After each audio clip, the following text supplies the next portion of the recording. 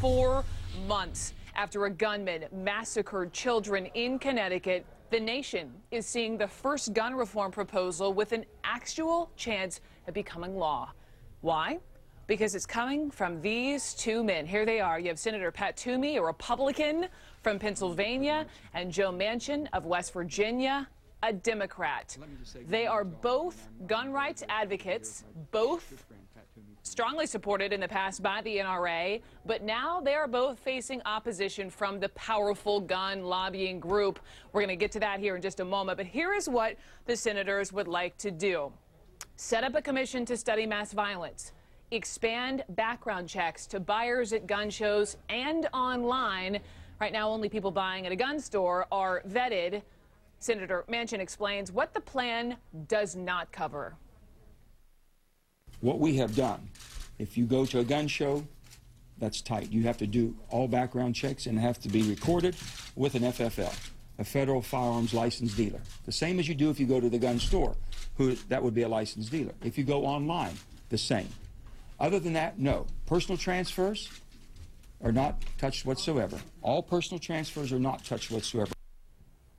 No doubt critics will see that omission as a huge loophole. As for the National Rifle Association, yeah, not happy either. Here's a statement from them here. They say expanding background checks at gun shows will not prevent the next shooting, will not solve violent crime, and will not keep our kids safe in schools.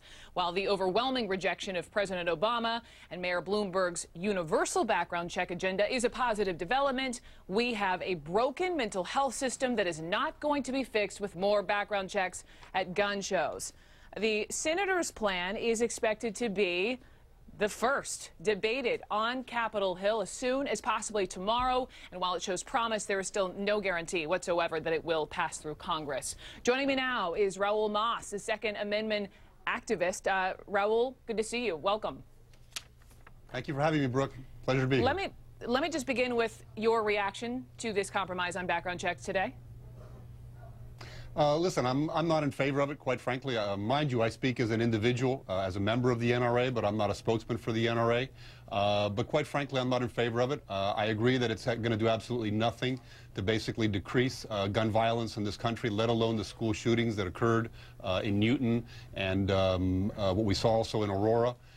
You know, we've spoken a lot in the last couple of months about a comprehensive plan to eliminate gun violence in this country. There is nothing comprehensive at all about this. We are once again going down the same tired path of basically trying to put the onus of all this gun violence on the backs of America's law-abiding gun owners, myself included.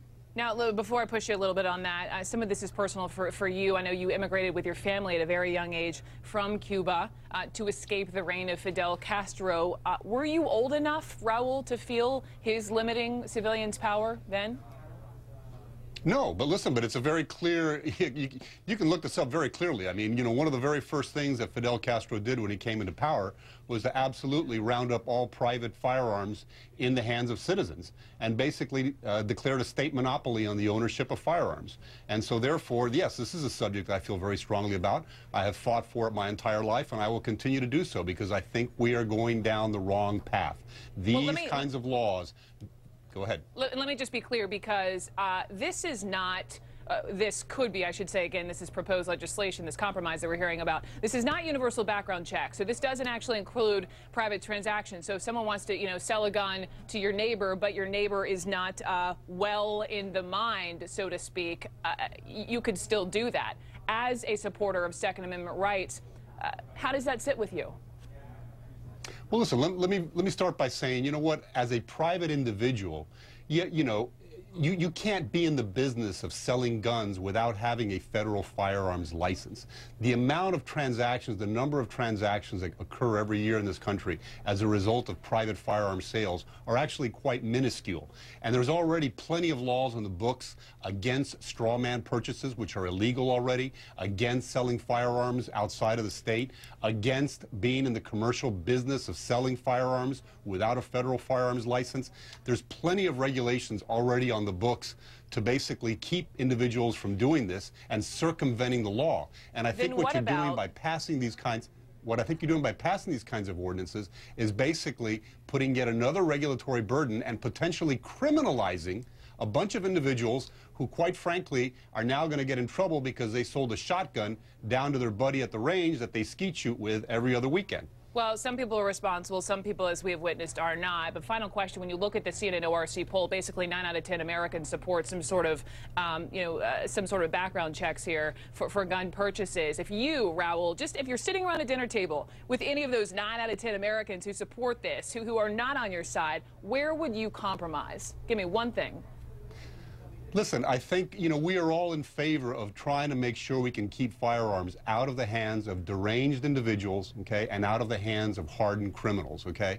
This legislation, unfortunately, doesn't do that. It imposes yet another burden on citizens.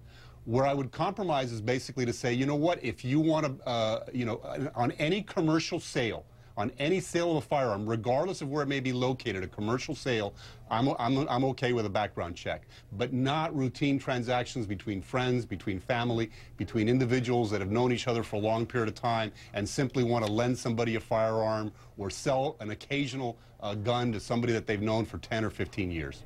Okay, Raul Mas, thank you so much for coming on. We're going to continue this conversation My pleasure, Brooke. Thank you for having me.